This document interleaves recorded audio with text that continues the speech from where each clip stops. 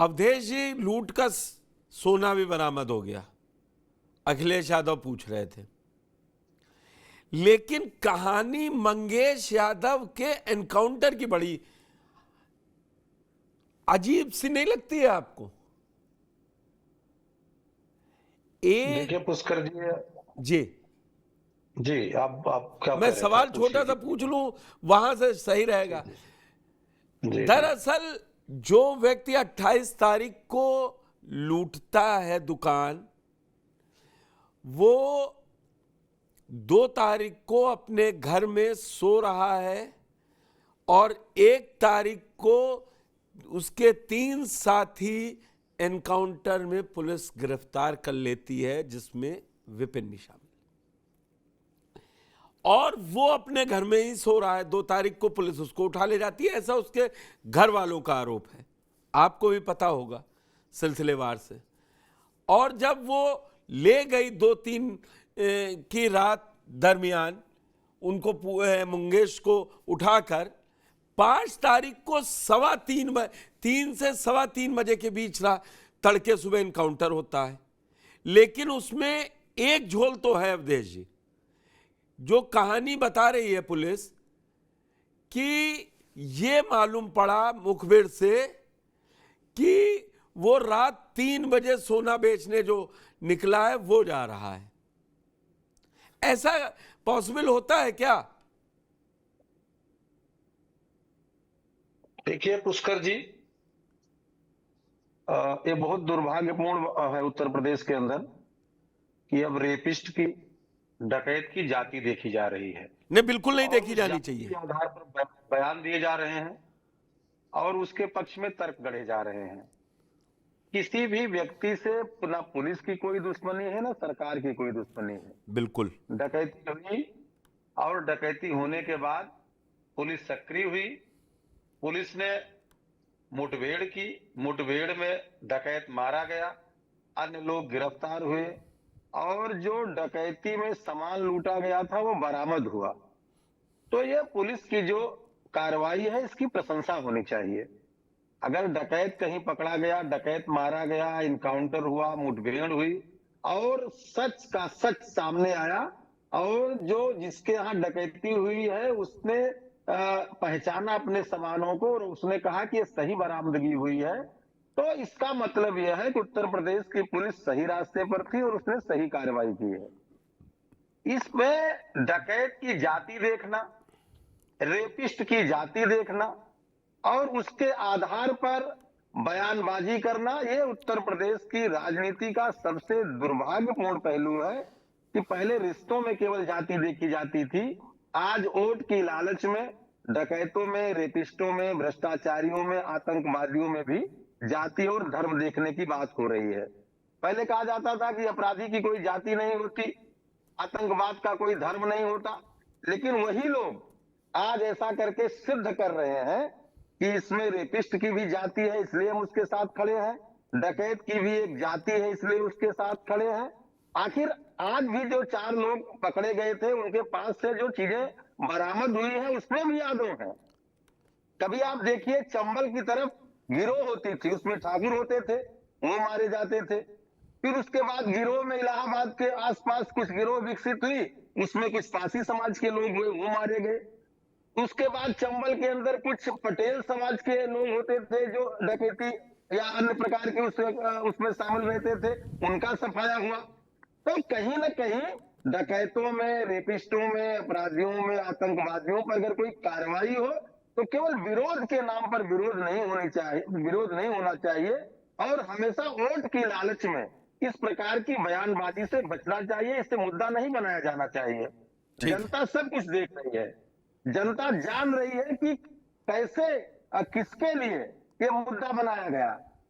तो मुझे ये कहने में कोई संकोच नहीं है कि जब किसी संवर्ग के व्यक्ति का इनकाउंटर होता है तो उस संवर्ग का जो मुखिया है, सरगना है, उसके पेट में दर्द होना स्वाभाविक है। आज जब राजनीति में अखिलेश यादव जी शुरू में आए थे तो उन्होंने एक मिस्टर क्लीन की छवि बनाने की कोशिश की थी, लेकिन उसके लगातार बाद जब वो राजनीति में सफल हुए तो उन्होंने मुलायम सिंह जी का जो पुराना हथकंडा था, जो वो पहले डकैतों का साथ लेते थे, संरक्षण लेते थे, उनको सहयोग करते थे। और जिस प्रकार से कुछ पुराने दुर्दांत अपराधी माफियाओं का समाजवादी साथ लेती थी, संरक्षण देती थी, उनका सहयोग लेती थी, वो पुराना जो पैटर्न था समाजवादी पार्टी का, उसको अब अखिलेश जी ने अपना लिया है। और बहुत दुर्भाग्यपूर्ण है कि उत्तर प्रदेश के अंदर आज डकैतों के बचाव में लोग खड़े हुए हैं और जनता देख रही है, जनता लज्जित है, जनता को शर्म आ रही है कि यार उत्तर प्रदेश में हो क्या रहा है। तो मैं कहूंगा पुष्कर जी कि ऐसी चीजों से बचना चाहिए, जो कोई राष्ट्रीय सुरक्षा के विषय है, जो समाज के लिए खतरा है, ऐसे लोगों पर अगर कार्रवाई होती है तो कतई इन पर राजनीति नहीं होनी चाहिए, पुलिस को शाबाशी देनी चाहिए। उत्तर प्रदेश में योगी जी ने जो माफियाओं का सफाया किया है उस पर वाहवाही उसकी होनी चाहिए, केवल विरोध के नाम पर विरोध नहीं होनी चाहिए, एक सकारात्मक विपक्ष की भूमिका विपक्ष को निभाना चाहिए। अब मैं एक सवाल तो मैं पूछ कहूंगा लूं? कि ये हो रहा है। जी बिल्कुल भाई साहब, मैंने आपने पूरा बोला, मैंने अनइंटरप्टेड आपको सुना, और सवाल मेरा आपने जो सवाल उठाए, पहले तो मैं आपको यह साफ कर दूं, मैं उसके साथ हूं कि अपराधी की जात नहीं देखनी चाहिए, अपराधियों का संरक्षण नहीं दिया जाना चाहिए, चाहे कोई पार्टी हो। लेकिन सवाल मेरा आपसे सिर्फ एक था कि जो मंगेश यादव मारा गया है, जिस पर अखिलेश यादव लगातार सवाल उठा रहे हैं, वो जाति पर सवाल उठा रहे हैं। मैं विजय राठी जी से पूछूंगा और आप उन पर खूब अटैक कीजिए, लेकिन कहानी में झोल तो है ना पुलिस की, एसटीएफ की। देखिए वो पुष्कर कौन जी, सा मुखबिर मिल गया सम्मान जिसने बता दिया 3:15 बजे रात देखिए तड़के वो माल बेचने? अब अरे, सवाल मैंने तब भी आपको ठीक है, पूरा दिया, ठीक है। आपने उसका कोई जवाब 2 मिनट नहीं दिया। मैंने इन अनइंटरप्टेड, विजय जी ने भी आपको नहीं टोका, सुनील जी जुड़ चुके हैं हमारे साथ, सुधांशु जी भी जुड़े हैं, किसी ने नहीं। मैं ये पूछ रहा हूं, क्या ठीक है शासन आपका है, प्रशासन आपके अंडर में है, बचाव उस हद तक कीजिए ना। अगर कहीं झोल है ना, तो ये मानना पड़ेगा ना पुलिस की कहानी में भी। ये कौन कह रहा है कि आप अपराधियों को मत पकड़िए? देखिए पुष्कर जी, अगर झोल होता कहानी में तो माल की सही सही बरामदगी नहीं होती, और जिसका माल गायब हुआ है वो उसकी ठीक ठीक पहचान नहीं करता। कोई कहीं भी माल बेचने के लिए निकल सकता है, इसका मतलब नहीं कि रात में दुकान खुली है तभी वो माल बेचेगा। रात में वो निकला है माल बेचने के लिए, वो उसको कब कहाँ पहुंचना है, उसके साथियों की क्या लोकेशन है, इसकी बात तो एक अलग विवेचना का विषय है। लेकिन अगर कोई भी घटना होती है, उसमें अगर सही माल की बरामदगी होती है, तो एक स्वयं में यह प्रमाणित हो जाता है कि पुलिस ने उसको ठीक से वर्कआउट किया है। मैं केवल इतना कहना जब वो चाहता हूं आदमी कि ही जिसका- मर गया, जब वो आदमी ही मर गया अवधेश जी, तो अब किसके लिए वर्कआउट होगा उस पे? नहीं, अपराधियों की सही उनके पहचान घर वालों का आरोप है। मैं दरअसल आपसे जी दरअसल मैं 2 चीजें आपसे और जानना चाह रहा हूं, फिर मैं विजय जी के पास जी जाऊं।